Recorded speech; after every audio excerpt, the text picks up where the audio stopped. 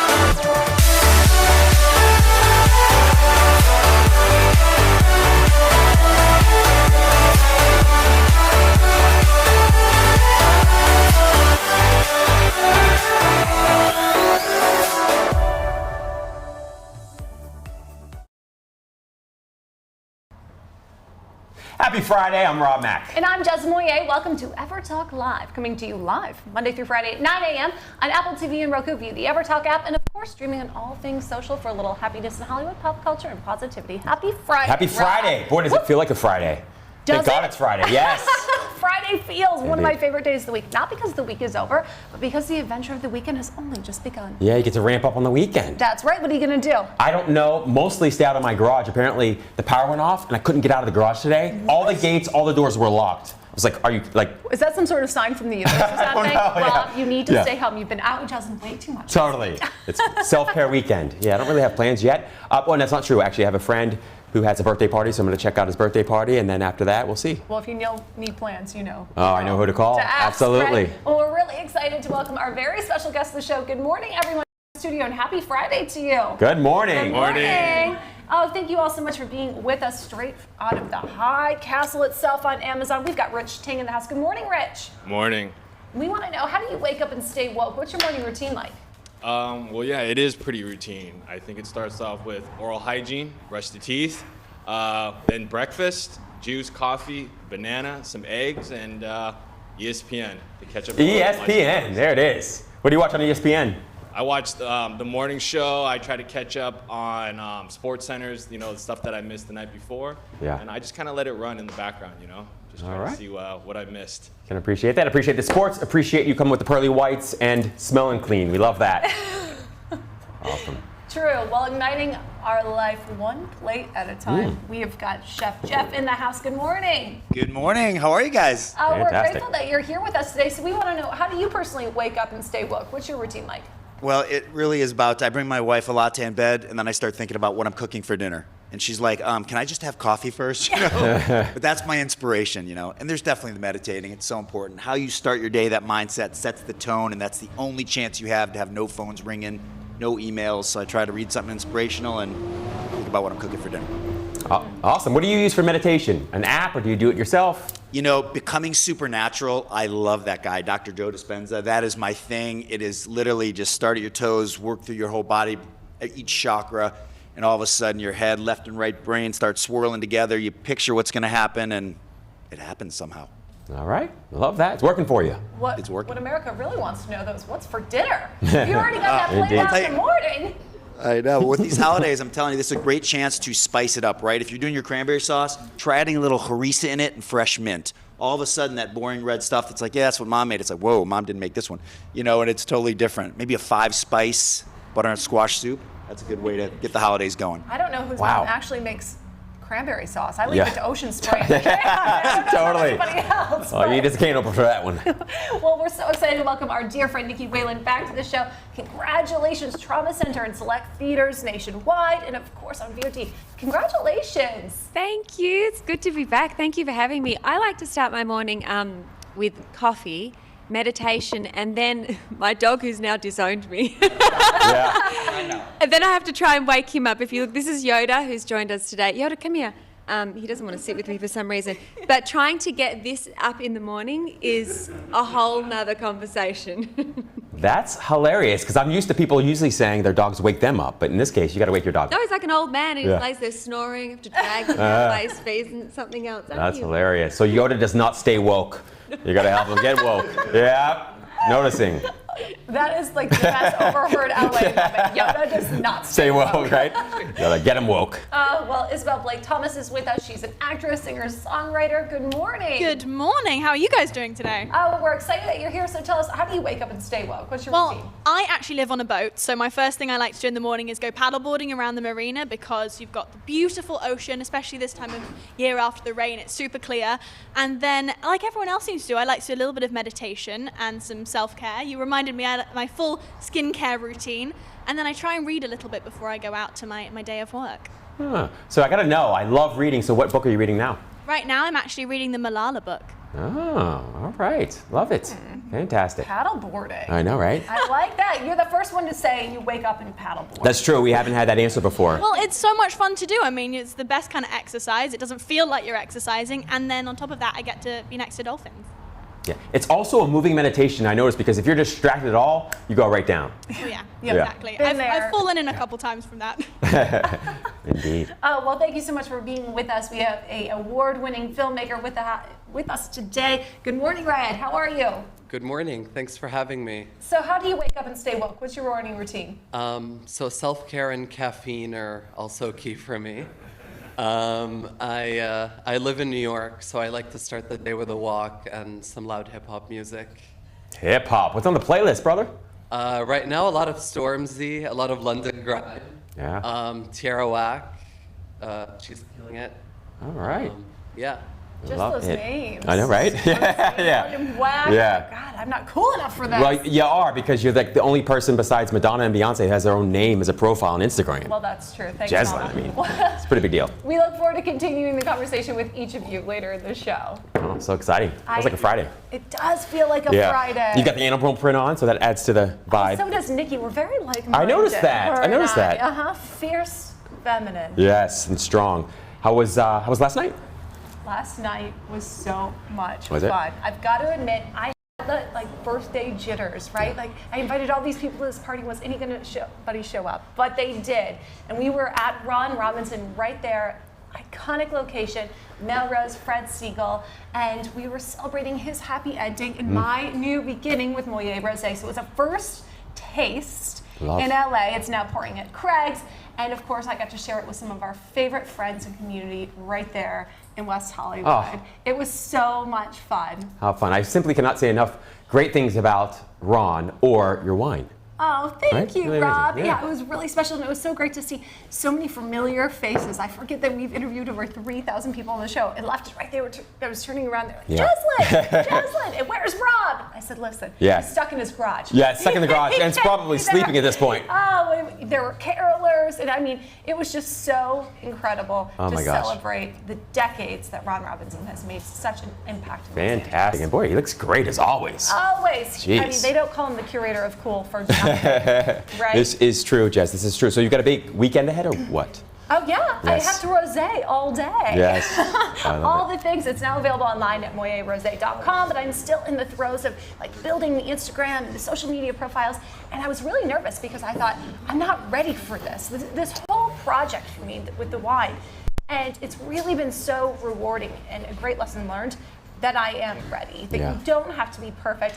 Just show up and be yourself and let everybody was like, where's your Instagram? I'm like, I'm still making my Instagram, but Yeah. it's by @Jeslyn. Yes. Thanks for the You know, one it's day. interesting to me, Jazz, and I can appreciate that. You and I are always talking about all the additional work that comes with additional projects or additional opportunities. It's great to have opportunities, and it's also great to be in demand, but it can come with a lot of work. And it's also interesting, I think, that you can often, you've sort of demonstrated this, that you can attract new business and you can sort of take care of existing business. And even though there are other things we want to do, like ramp up our social media presence or create a website, that business can go on and life can go on despite not always being up to speed with everything you want to be up to speed on. And in fact, it might go on better. Yes. And that's what was so incredibly fascinating to me about the whole thing last night, was just how much better it was and Yeah. how perfectly it was in its imperfection. And Yeah. just to be there. And have grace around the whole thing. Oh my gosh, totally. And that's a great word, grace.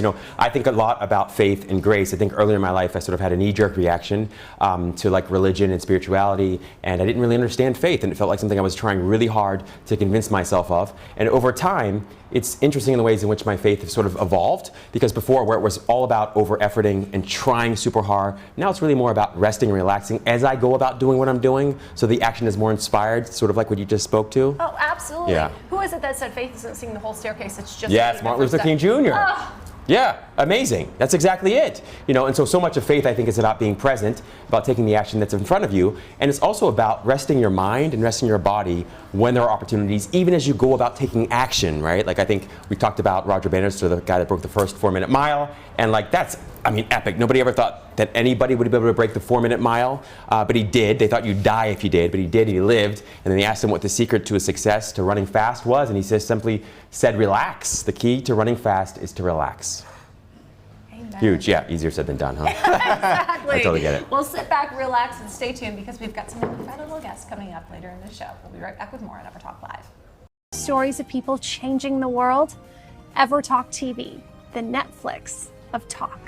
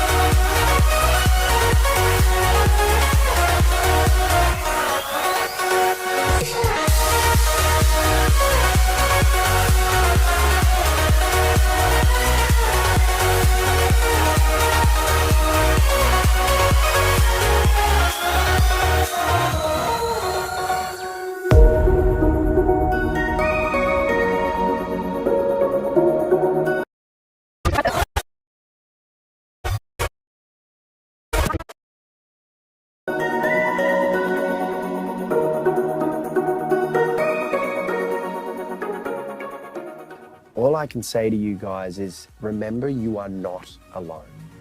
It's that simple. Just keep remembering you are not alone.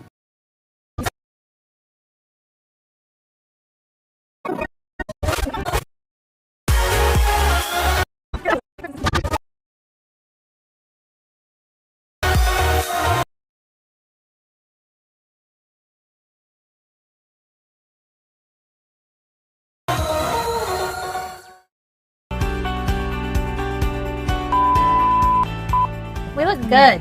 No, you look good. All of us. We are so hot and humble. You know me, I gotta follow the light. Yeah, girl. It's all about that light. I saw that light over there. I said, this must be my light. What are we doing? You laugh, you snoring. Our producer's messing up the set. Security. Thank you. That was awesome. I was like, are we going into infomercial already? Where's the 1-800 number? I don't know how we need to have these bloopers. Well, there you have it. Yes. You guys can binge watch all of our episodes on upgradeyourlifetv.com and on the EverTalk app. Bye, guys. Bye. EverTalk is hashtag community powered, so we are excited to offer you a free 30-day subscription to explore the talk shows that will bring you timeless entertainment and evergreen conversations that will inspire, uplift, and empower you anytime, anywhere at EverTalk TV.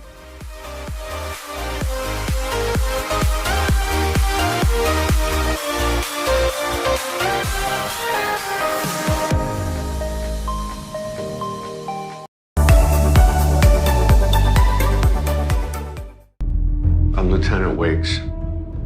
Just a few questions about what you saw. Did you see the shooter?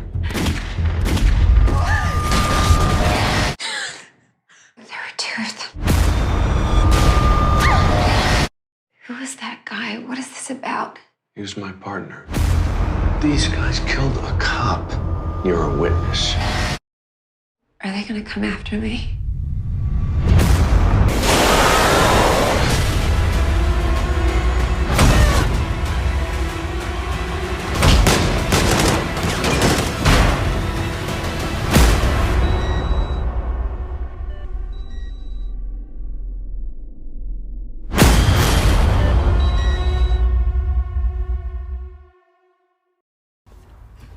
Oh my, like I'm traumatized from the trailer, Nikki. I'm just watching your face. Incredible. So we're so excited to welcome Nikki Whalen back to the show. Hi guys. Nikki. Oh, Thank you. wow, congratulations. Yeah, by the thank way. you. How are you feeling? I'm good. I actually got to see it yesterday. So, you know, I've seen it before everybody else gets to see it. It comes out tonight in movies all around America. It's pretty scary. I'd forgotten parts and I went with my girlfriend and she's screaming and I'm like, shut up. I'm like, wait, I don't know what happens. And everyone's like, what's happening? I'm like, just damn well watch it. It was a whole thing. So yeah, it's been a process. It was nice to actually sit down and watch it. Because you know, a lot of the time I don't see the films I am in. They sort of just get sort of sent out and then that's it. But this time, this one gets to come out in movie theaters, which is really exciting. And so I got to watch it. Yeah. So what's that like? I mean, imagine it's got to be super exciting seeing yourself there, Bruce Willis. I mean, that's got to be amazing on one hand. Do you feel any anxiety about that when you're watching yourself? Or are you, so, I mean, you're a veteran, so you've been in the business a while, so you're just used to it? Yeah, I don't, you have to let go. You have to not worry. Once something's gone to print, whenever I wrap a movie, I'm on to the next. I don't think, I don't look back, I don't worry about it. I have no control over editing and how it happens. So it's just, it's really a process of letting go. So when I watched it yesterday at the screening, I was like, there's nothing I can do. I have to own it for what it is and it goes out and that's how it is, so. But before you get to the point where you can let it go, you have to prepare, obviously, for the role. Is there anything in specific you did for this film? When I read the script, I was really overwhelmed because I was like, I'm just going to be screaming and crying for 3 weeks. Every single night. We shot from 5 in the evening till 5 in the morning in Puerto Rico, which was the beautiful part, but I never saw the beach or the sun. Like, literally, I'd be sleeping all day long. And it's just, it is quite a traumatizing sort of experience because every night I've got to come up with, at 4 in the morning, I'm hungry, I just want to go to bed. And they're like, right, you're running down a corridor covered in blood, limping along, screaming and crying. Like, to come up with that every day is honestly really exhausting. So it's a process, but it's good. And after I felt so good when we wrapped. The process is kind of, for something like this is a little difficult as opposed to comedies. And So, yeah, I'm wondering what it was about the script, though, that it is so terrifying and horrific that it really drew you in. Well, yes, it's never that terrifying when you're actually shooting it because, you know, you've got all these people around you. It's never sort of, but it was more, for me, it's a great story about a female lead who sort of starts out quite fragile in her life and going through a lot and gets confronted with all this stuff. And by the end of it, she's sort of a bit of a badass. And I feel like women are getting these great roles now, and this is what this script was about for me. And I was like, and then of course, hello, I get to work with Bruce Willis and Tito Ortiz and, you know, Texas Battle. I was like, yes, please. Yes, I'll take one of those. I'll do this. Yes, absolutely. What do you think audiences will love the most about this movie? It's, if you like shocks and scary and running and you're on adrenaline the entire time. I didn't realize that because when you're making, you're just sort of in the mix of it. I knew it was pretty crazy, but yeah, you're going to sort of be, if you want that feeling and that adrenaline rush, you're going to get it. Yeah. Right through the whole thing. So, you know, you said earlier, I thought was just profound in so many ways. You said, you know, talked about a little bit about letting go. When you play a role like this that is so intense and it's so high stress and so anxiety provoking, I mean, and you're living that role, you're being, I mean, clearly, like you are that character, you are that role. Coming out of that, does it take a little while to shake that off? Or, yeah, it does. Yeah. Absolutely. And it's happened with other movies too. I used to not do a lot of drama. I always did comedy, and now I'm doing, last couple of years, I keep getting all these drama roles. I'm like, what is going on? Which is great. It's tricky though. And there is another movie I did. I killed a few people in the movie, and I would come home and I'd feel so strange because it's such it's not a natural feeling for a human to go through. You do come home and you're rattled, have a bath, I talk to friends, I get on FaceTime to my family, have a really good meal. The minute I walk off set, I just drop everything I'm doing and start calling friends, back on social media. Like, you just try and get, that's how I do it anyway. I don't know how other people have, what their process is, but for me, I just have to, don't think about it until I go on set the next day, because before I start a movie, I'm completely prepared dialogue-wise, so I don't have to think too much throughout the shooting schedule. But yeah, it's a lot to come down out of those scenes, especially bawling your eyes out for 8 hours. Yeah, oh my gosh, I mean, totally. You have to warn your friends in advance, like, hey, I'm gonna be shooting this movie. If you see a look in my eye and it looks a little crazy. Sometimes I kind of go missing for a month or two, and they're like, they all understand now. They're pretty good about it. But yeah, it definitely does take it out of you for sure. Yeah. So you're a hustler. I mean, you grind a lot. When do you find downtime at all? I mean, is it tough to find the downtime and the balance, or are you just find it organically? Saying no to a bunch of stuff Yeah. is really helpful. Yeah, seriously. How do you do that? Honestly, I have a really hard time saying no. I used to for years, and now I just don't. Now I'm like, no, I need a couple of days off. Like I was meant to do something in this time frame right now, and I was like, nope, I'm taking 3 weeks off. I'm going to vacuum the house, walk my dog, make coffee, hang out with my buddies, Visit friends, for visit friends, yes, all this kind of stuff. Just honestly saying no and just spending some time by myself.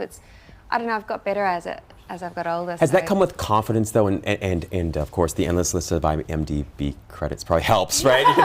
Does it help, though? Is the confidence help, or you've gotten better with that over years? But how? I've always said this. I honestly believe that your personal life is more important than the business. I always say this to everyone, and it's so important and it's so true. The business comes and goes, and jobs come and go, but outside of it, my friends and my family and my traveling and my life is number one. And I have to be happy there and I have to feel good there, because the business doesn't sustain. It comes and goes, you know what I mean? So having that grounding in between each job, that's my priority. So it's not hard for me to go, no, I need this time for me now. Does that sort of make sense? Yeah. I just think it's so important. A lot of actors tend to rely on the next movie to make them happy, and the next gig and the next thing and that. Maybe it's come with age as well, but it's not the most important thing. I love my job, but my personal life and my health is so much more important. So what are you most excited about right now? I'm going to see my family in Australia. Wow. In 2 weeks. It's summertime. I can't wait to get there. This weekend's really exciting with the movie coming out. It's pretty exciting to have a movie coming into theatres.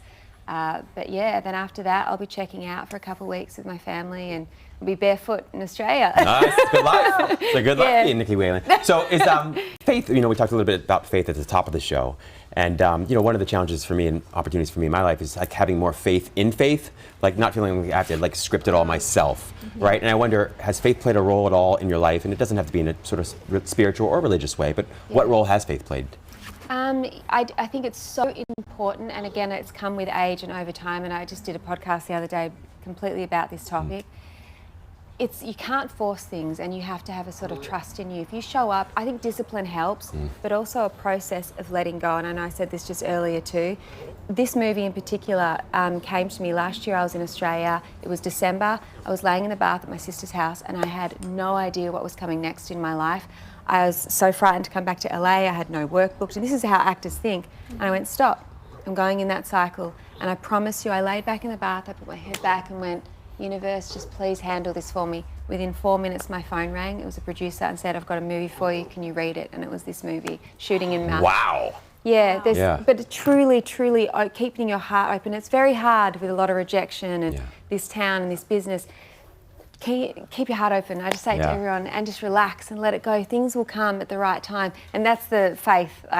Whether I don't know. Well, you live with a spiritual master, so it's easy with Yoda. Who is becoming in love with Jeslyn right now? I mean, are you kidding me right now? Yoda. My knee has never been so low. He's so in love with you. Yes. And he just chills. And he lets everything come to him. I shaved my legs just for you, Yoda. Oh, look, he is wrapped right now. Right? I know. Amazing.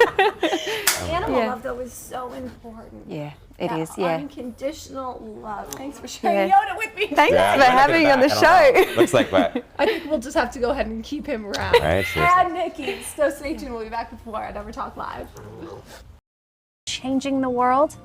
EverTalk TV, the Netflix of talk.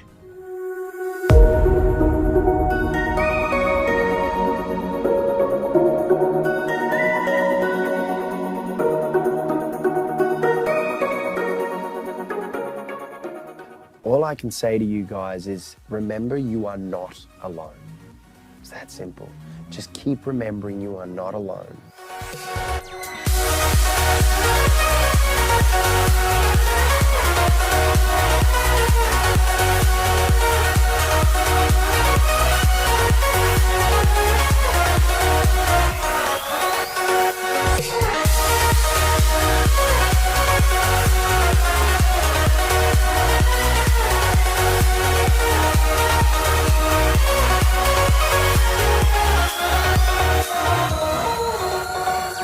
EverTalk is hashtag community powered, so we are excited to offer you a free 30-day subscription to explore the talk shows that will bring you timeless entertainment and evergreen conversations that will inspire, uplift, and empower you anytime, anywhere.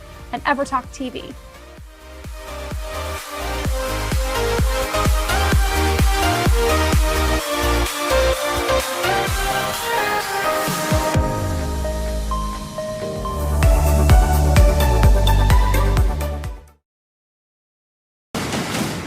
There are very few things in this world worth dying for. Those things do exist.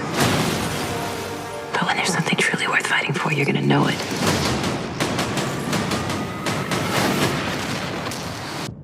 Trust me.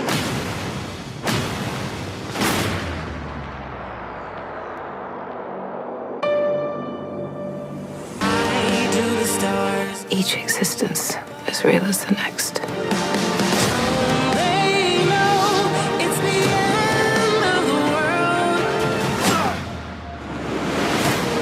This thing that we have been a part of, it has to stop. I don't know how.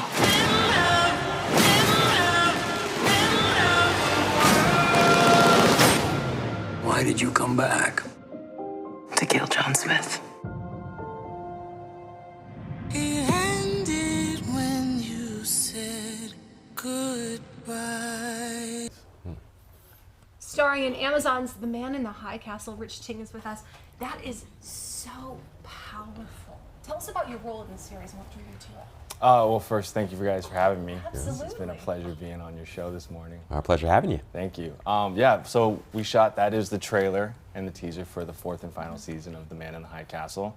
I play Captain Ijima, who is a military Japanese imperial captain that comes over from Japan to give aid to the Japanese Kempeitai and Chief Inspector Kido.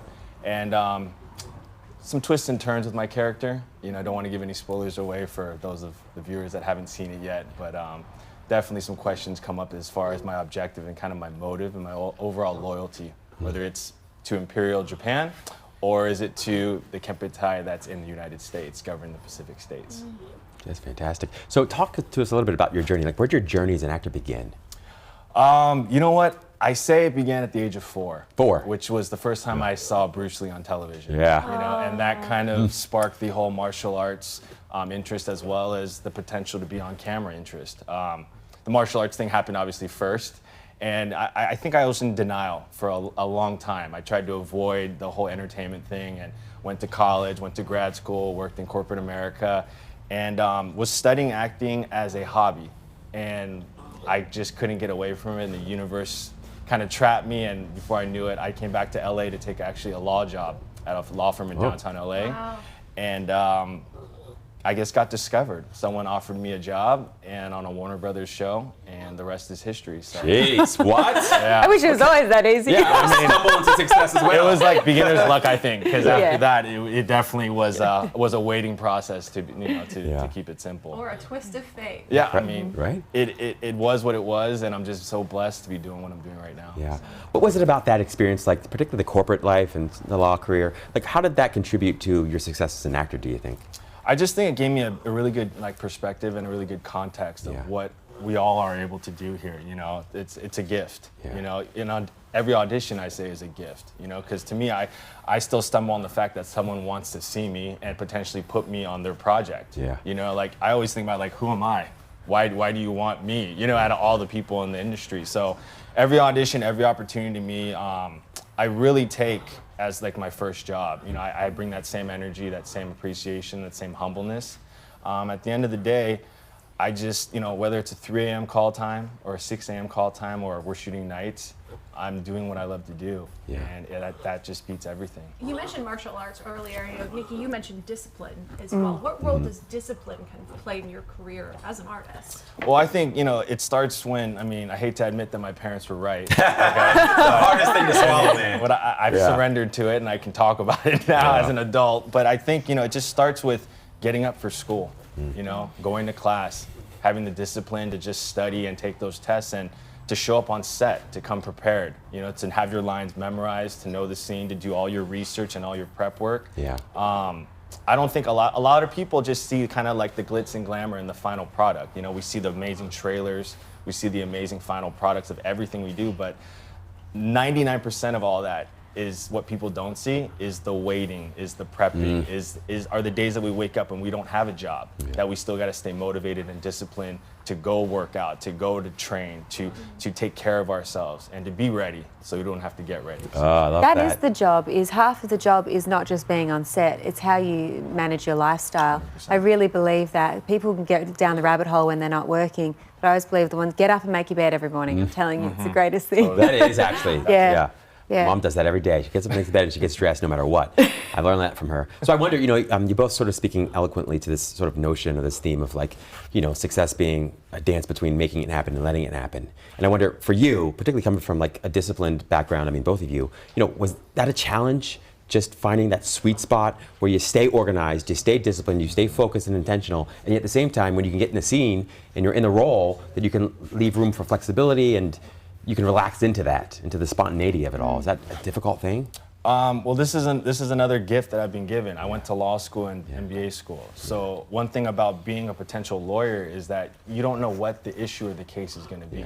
So you have to educate yourself on all the black and white law, literally the textbook law, and then see how it applies to the case at hand. To me, I take that same approach with acting, which is I'm going to do all my self-prep. I'm going to give myself all my backstory as much as I need, even if it's not provided to me. Load as much as I can load, and then show up on the day, because as we all know, directors and writers and producers, they change their idea that fast on set, and you need to be able to adjust and be flexible. So I always believe as long as you come fully loaded, whether you go left, right, up, down, whatever, that's your best bet to obviously having success. Hashtag fully loaded, brother. Love it. Okay. Good dig. There's a lot there, man. I like that. Go ahead, man. I hear you. So what's next for you, Rich? Currently working on a few projects, and I'm blessed to be doing all this stuff I'm doing right now. First one is I'll be on the new show on CBS called Tommy, opposite of Edie Falco, coming out, I believe, this February 2020. Congrats. Thank you. And the other big one that we're working on right now is with Jeff Bridges. He's doing a new show on FX called The Old Man. And out of all the action stuff I've done, I think this will be the most epic. Ooh. With Mr. Jeff Bridges, the dude himself. Yes. So I'm pretty stoked. It's been cool. We've been rehearsing since November. We don't shoot. Principal photography doesn't start till January. So those of us that are familiar with the television world know that that's a lot of prep time. And hopefully it will show. I'm sure it will. Got no doubt about that. You stay clean, by the way, Matt. Rich, please tell everyone where they can find and follow you. Yes, I'm on all social media boards at Rich Ting World. All right. Awesome. Stay tuned. We'll be back with more EverTalk Live. Stories of people changing the world. EverTalk TV, the Netflix of talk.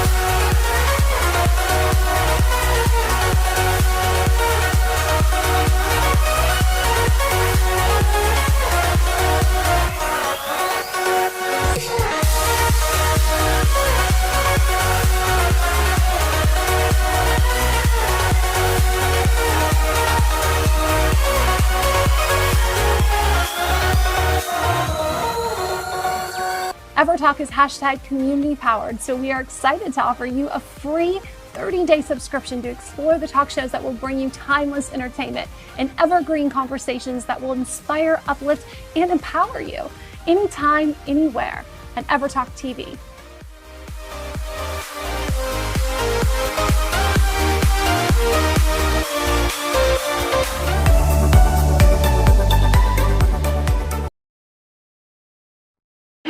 Before books, before scriptures, there were legends, whispered stories of pendants, rare jewels from the 5 walked upon lands that gave the owner the power of darkness and immortality.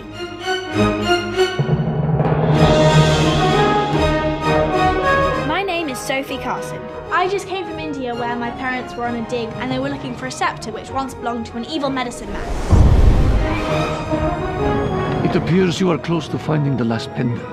Their power according to legend, has the power to swallow worlds, forever trapped. So Hansi's a formidable foe. He's very powerful, and he's using their power for evil. You're sending us down into a black tunnel of death. Nope, not going down there. I have to try. I'm going to. Kids, welcome to the League of Legend Keepers.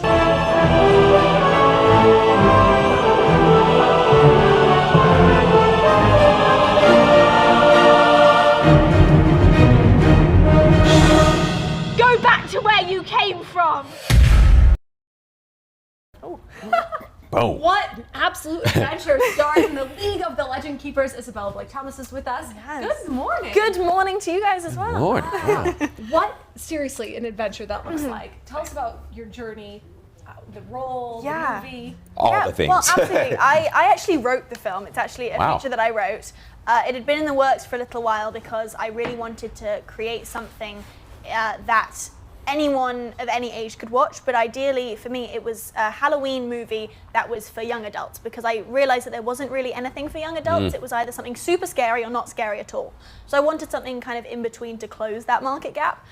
So kind of that's where the idea started with the writing. And then I was fortunate enough, because my mum directed it, she's a director, that she wanted to put me in it, because she doesn't have to. And I say that to her, I'm like, I'm here if you need me, but you don't have to. And so I was lucky enough that she wanted me to play Sophie, and I was honored, and I got to work with a phenomenal cast. And I was just watching the trailer, and it looks so cool, Yes. right? That's a good feeling to have. Oh yeah, Yeah. good time. I mean, congratulations. It's really, truly incredible that you are such a young artist, but you're also a writer. I mean, that's, I'm blown away. Oh, thank you. Thank you. Yeah, I love writing. It's definitely an outlet for me for a lot of different things. Writing music as well is another thing for me. It's like having a journal. And so that is my way of expressing myself, is through my writing. So who or what inspired this film? Yeah, I'd say, well, each character was inspired by a different person in my life, different aspects of them. For example, like the single parent aspect from Edison, who's played by Gabe Egerling, that was kind of inspired by my mum because she's a single mum. So there's definitely essences of people in my life in every character. The actual story was just an idea that everyone's afraid of the dark anyway, and so I kind of wanted to bring that into it, and that's where the name Shadows came from. Wow. So is there anything you've learned, like, when you have an idea thing, to make it a reality is a whole different thing, right? So is there anything that you learned in the process of sort of making this dream or turning it into a reality? I mean, I learn everything on any project I do. There's so many things. Just when you think you know everything, something else comes, you're like, oh yeah, I did not know that. It's endless. Yeah, I'd say it's just how much work goes into writing a script. This was the first feature I wrote, and so it was like I was able to experience every aspect of it, as well being a producer on it and getting to see every part of a feature, and to know that there's so many parts that go into it, because I always had that in the back of my head of being an actress for so long. But when you're actually working on a project from start to finish, you really get to see how every little role that is hired plays a part in it. So what about that surprised you the most? What did you learn that you weren't expecting? I think how many drafts of a script you have before you go to feature. Yes. Yeah, there's a lot of them. So how many drafts did you have? Are we talking full rewrites or little edits? Because there's combinations of everything. However you quantify. I mean, from very, very first idea, definitely over 10, I'd say, because you've got the full story, and then you've got everyone's notes, and then you've got technicalities, and then location changes and cast changes, and everything is editing until you get on set, and even then it changes. Like they say, there's 4 features you make. There's the one you write, the one you film, the one you edit, and the one you release, because it changes at every stage. So fascinating. I remember discovering that, not with the script, but when I was writing a book, that writing is really rewriting the entire time. And I think that's also a great metaphor for life, the ways in which sort of rewrite ourselves and rewrite who we want to be. Have you changed a lot since you started the film? Yeah. Yeah, I think I look back at myself, I'm like, I was such a baby. Yeah. I'm still a baby in the big picture things, but yeah, I think I've grown as a person. I've experienced a lot more things since then, and I'm able to make better decisions, I think, with more consciousness on why I'm making decisions. And I love looking back at that and not thinking, hey, I wish I'd changed that, but knowing what I would have done if that had happened now. So each situation that I came across while I was filming, whether it was just lots of lines to learn or whether it was like an action sequence, I know that if I was doing it now, I would probably do it differently, but I chose to do it that way back then, and there's a reason for it. Yeah. So there's a lot of pressure. A lot of pressure with performing, and then someone going, "You need to rewrite this tonight." It's very emotional when you're already trying to focus on your performance, and then to have to rewrite. It's very personal. Writing's very personal, isn't it? 100%, because I think that's what makes each writer individual, is that you're bringing your own essence to something, and that's what makes everyone's so unique and so different, is that you have your own life experiences and you're bringing your own things into the project you're working on. Are there any writers, producers, directors, actors, besides, of course, Nikki and your mom, that have really inspired you? Oh, well, on the actor front, Dustin Hoffman and Julie Andrews, they are my idols. I got to meet Dustin Hoffman last year, and I have a video of me after meeting him just crying. I was like, I just met Dustin Hoffman! Yeah. And he's so sweet. He was like the sweetest person ever. I'm still wanting to meet Julie Andrews because she's just phenomenal and super talented. But I think there's people on like a non-professional level in my day-to-day life that inspire me to do things. I had a best friend who was 100 years old. Unfortunately, she passed away last year in May, but she was a big inspiration for a lot of things. And I'm actually working on a movie about our friendship that I'll be filming actually just before Christmas. So we've got an incredible actress who I can't release yet, playing Millie. That's the name of my friend, and Millie. I'm excited to release that so everyone can see it. Just fantastic. Boy, you got a lot in the works, huh? Oh yeah. What do you think you learned most from Millie? My favorite piece of advice she gave me is that you can love someone, but you don't have to like them. Oh. And I think it's a big effect, especially in this industry, because you get to know so many people. Yeah. And it's so true, because it can be for friends, it can be for people you meet, it can be for family, and I think it really helped me with a lot of situations in life. I've got a friend, and she always jokes, "I love my daughters, but I don't like them." And I always think, you know, but it makes sense. Yeah, totally. Exactly. I appreciate that. So what's next for you? Lots of things, lots of things. 2020 is a big year. Just before 2020, I have a remix of a song I released out on Christmas Day. So I have 2 EPs and a single out right now, so that'll be my next music. And then I'm in the studio actually this afternoon working on new music for next year and for the movie Millie. So, and then lots of new things being released. And then the movie Millie will be out. A Disney Plus movie I worked on will be out as well next year. Very, very excited for you guys to see that. Yes. And then working on a short form content with my production company that I run with my mum, and that'll be out as well next year. Wow. So clearly you do not sleep. You do not eat. It's crazy. Someone was asking me the other day, when can I see you? And I was like, well, like 2034 maybe? Yeah. 15 minutes on June 15th that day. Yeah, exactly. I was like, but nothing more, nothing less, because I've got stuff. I'm busy. In the meantime, where can they find and follow your journey? Yeah, we've got our website, motheranddaughterent.com, E-N-T, and then my social media is Isabella_B_T. Fantastic. Thank you so much, Isabella. Thank you so much for having me. Back with more on EverTalk Live. Stories of people changing the world. EverTalk TV, the Netflix of talk.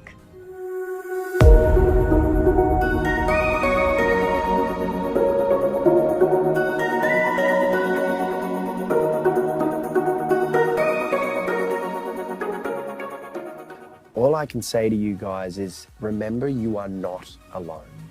It's that simple. Just keep remembering you are not alone.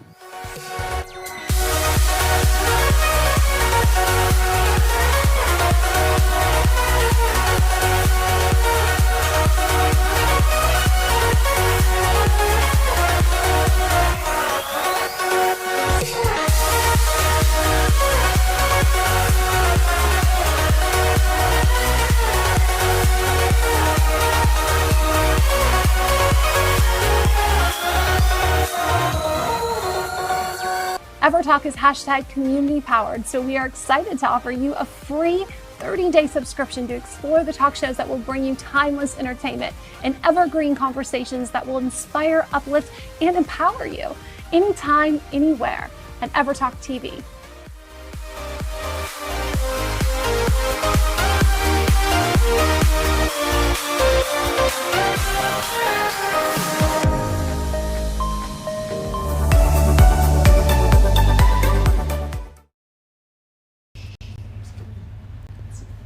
Welcome back to EverTalk Live. 'Tis the holiday season, and we know the heart of the home is the kitchen. So we are bringing you Chef Jeffrey Saad with us today. Good morning, Chef. Good morning, guys. It's great being here. I love your energy. I just wish I had a stove so I could be cooking for you while we talk. Well, it's a good thing I've got your book to get through this holiday season. It's Yes. one of my favorite times to actually take a minute and prepare a meal, which I never do, by the way. No. No, what's like trendy this holiday season?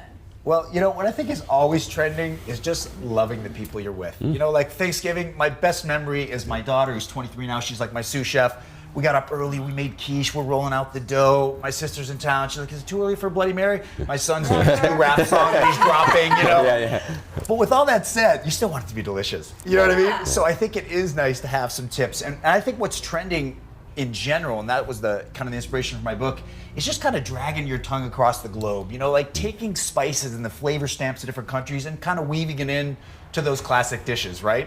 You know, so for example, our leftover turkey, I whipped up a little mole sauce and simmered it in there. So the leftovers were even better than Thanksgiving. I have to admit, those spices scare me. I'm not gonna lie, very intimidating. It's a funny concept that you say that, you know, and I always joke that like I solved a problem that nobody has but me.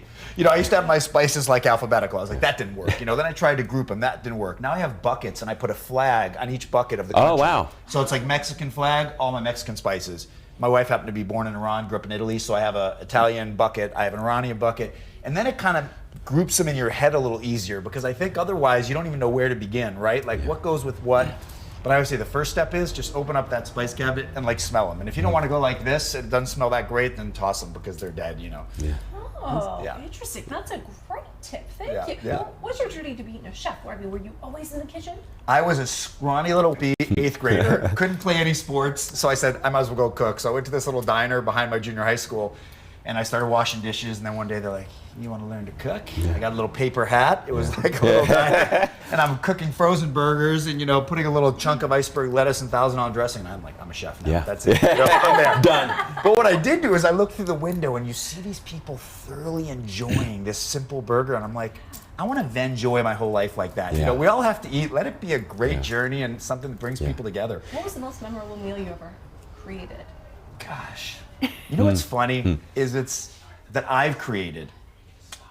Wow. You're like everyone. Yeah, exactly. What do you mean? How can I possibly? Yeah. Sauce where you were like, this is genius. You know what I think it was? As simple as it was, I signed a lease at 24 years old to open my first Mexican restaurant in San Francisco. And I never cooked a Mexican dish in my life. So I'm like, oh, I better, now that I signed a lease, I better figure this out. So I went down to Mexico, traveled all over, ate all over, went up into the hills on dirt floors and barns, cooking mole sauces with these locals and all these amazing things. And I said, my restaurant's gonna be called Sweet Heat. I love that play of sweet and spicy. So my first dish there, signature dish, is probably the one I would say is most memorable because it was seared, beautiful diver scallops, but with a green chili chutney. So you had this sweet heat that just carried the flavor of that fresh sea in a tortilla, and it was kind of like, this was 1993, and it was like, all right, gourmet tacos, let's go. Yeah. When you cook as well as you do, is it tough going out? Like, I think of a great musician, and sometimes some of the greatest musicians I know, that they can hear a note, it just touch off, and I can't hear it, but they can hear it, and it drives them nuts, right? So it's hard for them sometimes to go to concerts or whatnot. But is it hard for you to go out and eat other people's food? That's the right question, really, because like I always say, like I go to every single movie and I'm like, that was the best movie I ever saw, and all my movie friends are like, right? This was wrong. This was wrong. This was wrong. I'm like, oh, sorry. Okay, well I guess I got most of my money then. Right. But with food though, the one benefit again is it's about this. Yes. It's about being around the table together. So I can have a mediocre meal, but if I can see that smile, this energy, and talk about Yoda, that's a great night. Boom. It's nice when the food can be great too. But yeah, I definitely. And my daughter, who's 23 now, she's like, Dad, this needs salt. I know. Let's let it go. We're at your friend's house. Right. Don't tell her mom that. It's really interesting because I've read that one of the best ways to make your home feel like a home is not to light a candle, but to cook a home-cooked meal. Well said. I mean, I'm telling you, Thanksgiving morning they woke up, I'm rolling out dough. I just made scones, that toasted sugar is coming out of the oven. Later in the day, we're toasting the spices, adding the sauces, and you're exactly right. I mean, it's like a cloud of pleasure in the house. Even if you do nothing else but toast some garlic, it'll just smell better in your house. It's like that scene from Clueless when she puts the chocolate chip cookies in the oven to make it smell like chocolate chip. Oh, yes, that's right. Yeah. She's like, aren't I domestic? She pulls them out, they're burnt. That's me. But it's the effort. But it really is interesting, especially around the holidays. Yeah, it's the center, because we all know, right? I don't care how big or nice your house is, everyone's in the kitchen. Period. The whole house could just be gone. You need 2 tents and a kitchen. That's where everyone's going to be all the time anyway. So I'm such a nervous cooker. Like, I don't cook. I'm so nervous I'm going to do something wrong. Right. What are tips for people like me? Because I'd love to be able to cook a man a meal or just myself. I love that question because you're 100% right, and I think the answer is just do it. Get in there and just do it. Like I always say, I read a cookbook like a novel. How do pomegranate and rosemary get along? You know, look for like flavor matches. Don't be so tied to like 1 spoon of this, 1 cup of that. Instead, just see what flavors work together and then start playing.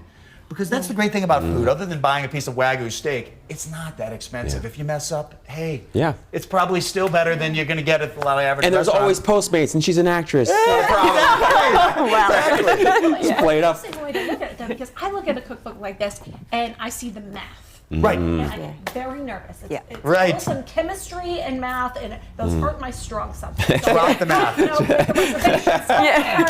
I'm out. But thinking about it, it's like the roles the pomegranate plays, and almost character profiling things. Yeah. It's really interesting. And we all have a natural sense of what is the balance between sweet, acidity, salt, spicy, right? Like you don't need to measure something to know you don't want to put 2 whole chilies in a dish, right? You know, like I like a little heat. Yes.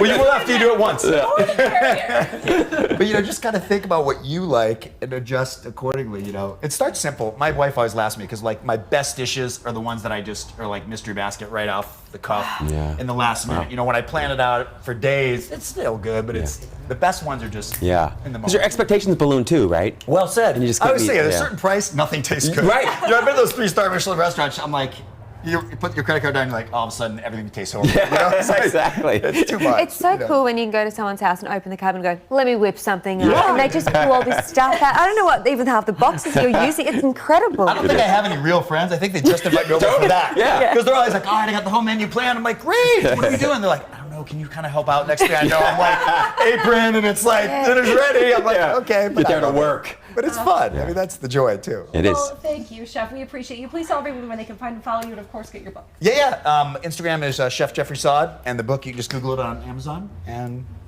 Awesome. life's good. Life is good. Yeah. Stay tuned. We'll be back with more on EverTalk Live. Where can you watch the stories of people changing the world? EverTalk TV, the Netflix of talk.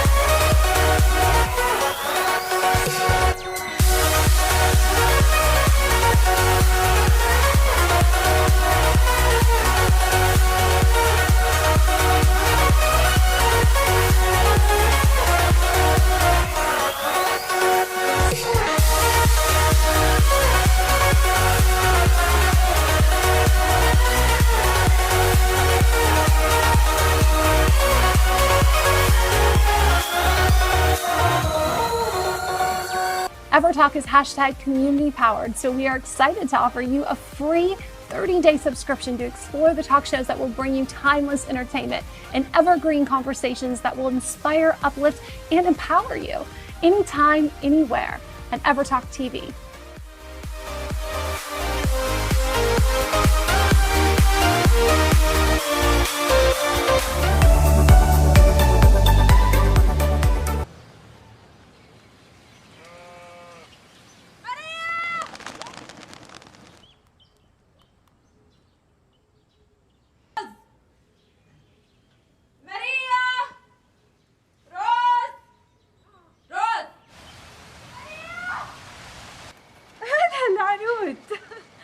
حبيبتي يا حيا طابت أنا صلحوا أشكالكم الحين كأننا جينا بدري أبدا تفضلي حبيبتي تفضلي بنات بسرعة شوف شكلي ما راح ما شاء الله ما شاء الله كيفك حبيبتي الحمد لله كيفك أنتي يعطيكي العافية ما شاء الله وش الزين دنيا من وين جبتي فستانك مصمم خصوصي شكرا قلبي ما في صبابات Live from Los Angeles, welcome back to EverTalk Live. So excited to welcome Raed Al-Samari. Thank you for having me. Director, absolutely. Talk to us a little bit about the film we just saw the teaser for. Yeah, so Dunya's Day is a short film I made that premiered in January at Sundance, and it's I made the film back home in Riyadh, Saudi Arabia, and that's why making it felt really special. And it's about a young woman named Dunya who, on the day of her big graduation soiree, sort of the party to end all parties, is abandoned by all her household help, and is left alone with her two best friends to pull everything together. Well, you've clearly had a lot of success on the festival circuit. It's now Oscar qualified. What do you think is really resonating with the audiences? I mean, I think what it boils down to is everybody can relate to wanting social status, or if not that specifically, then wanting things to go as planned and having expectations and, feeling like your reputation is on the line because of one big day. I think that's a sentiment that translates across cultures. I think also there's something about, rich people everywhere that translates. I mean, there's, Bong Joon-ho said it really well when talking about Parasite, but capitalism is a universal language, and I think that's part of the reason people understand it. Being a diva and a hustler is like, it's a universal character, kind of. And even though it's so specific to Riyadh society and to the young women I grew up around, it also, in making the film, I drew from films I was excited about growing up and want to see in my hometown. Things like Alexander Payne's Election or Mean Girls or Heathers.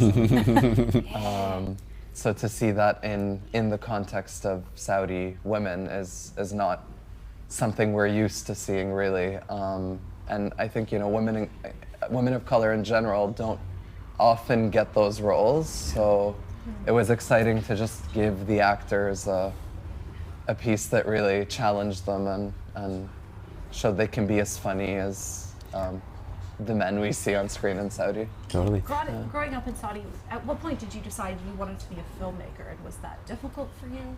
I mean, I always loved films growing up, and it just, ironically, it took until I moved to the States for college to really verbalize it. I had always been into storytelling, but I guess I didn't really have that many role models at the time to look up to. Things, luckily have changed both back home and in Hollywood over the past decade or so. So it was, and also when I went to, it ironically took me moving all the way to the States to be exposed to Arab cinema and literature and art that I wouldn't necessarily know about as a kid, because all we see back there is Hollywood films, really. Yeah. It's interesting, you spoke about anxiety a little bit earlier, and I thought that's just a fantastic topic. And I know in my life it's played a pivotal sort of role, because it sort of helped me to aspire to things that were beyond what I could see, beyond what I was living.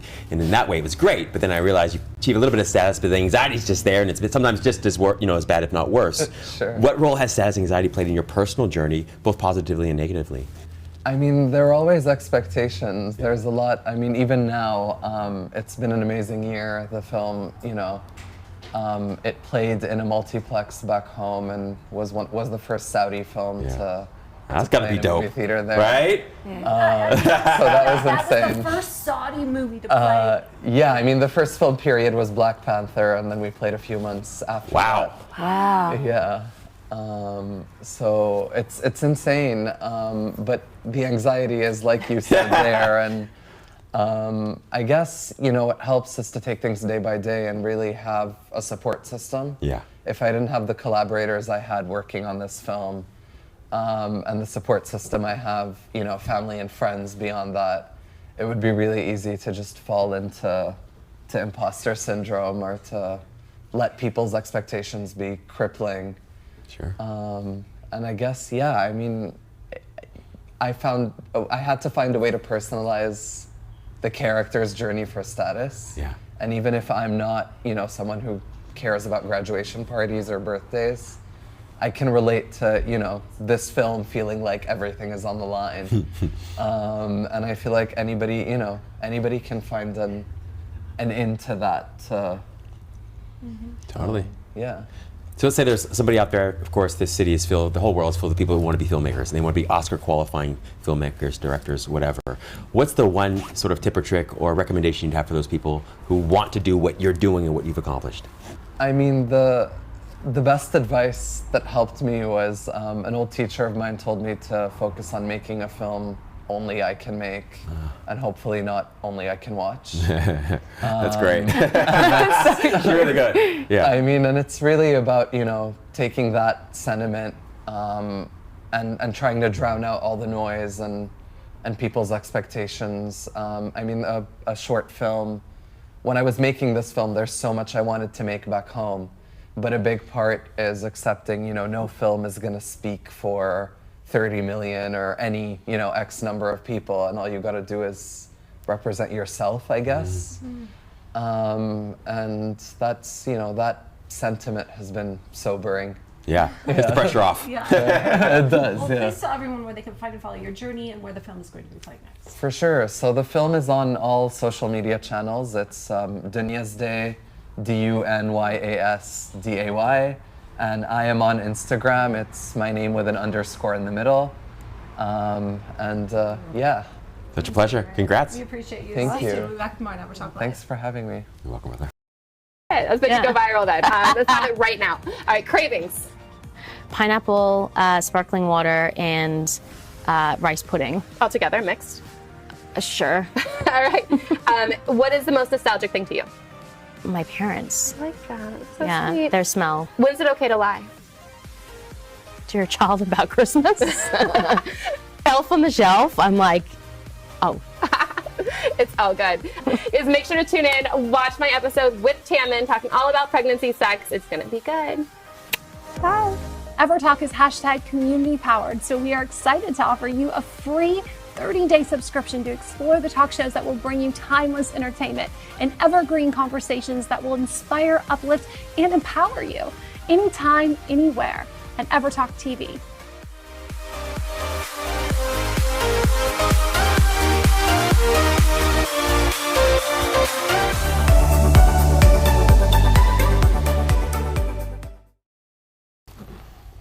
Happy Friday, guys, and welcome back to EverTalk Live. Boy, what a fantastic day. Nikki Whalen, we are so deeply grateful you joined us today. Thank you for having me. I love coming on the show, and you've invited Yoda, and clearly he's had a blast. Yeah, he's good. And he's Has a new girlfriend? I'm so in I love. was looking for a date this Friday night because I need to go see your film in the theater. Yes, I know. It's so cool. So it's all around the US. I don't know about the release overseas yet, but all us US folks. So Oh my goodness, it's exciting. So is your family excited?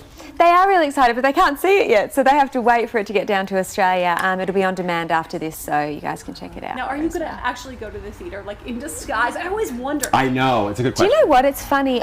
There was an option to do that, but I was lucky enough to get a screening of it yesterday. I also feel it feels a bit weird. It does. It's just weird. You kind of feel, I don't know, I kind of feel like, I feel odd about doing that. I've never done that before. When I have done movies and there's been a huge premiere and you sit in the theatre, I did a huge film called Hall Pass years ago, a big comedy. And Everybody remembers that role. well, I was in the movies with that, and we all sat and watched the movie, and it was actually quite uncomfortable, to be honest with you. Your head is massive, and all I'm thinking is, why did I do my hair like that? What's going on? And it's too much. Sometimes it's too much. Every great artist does that, though, I've noticed. Yeah. You know, A lot of apparently Johnny Depp never watches anything he does.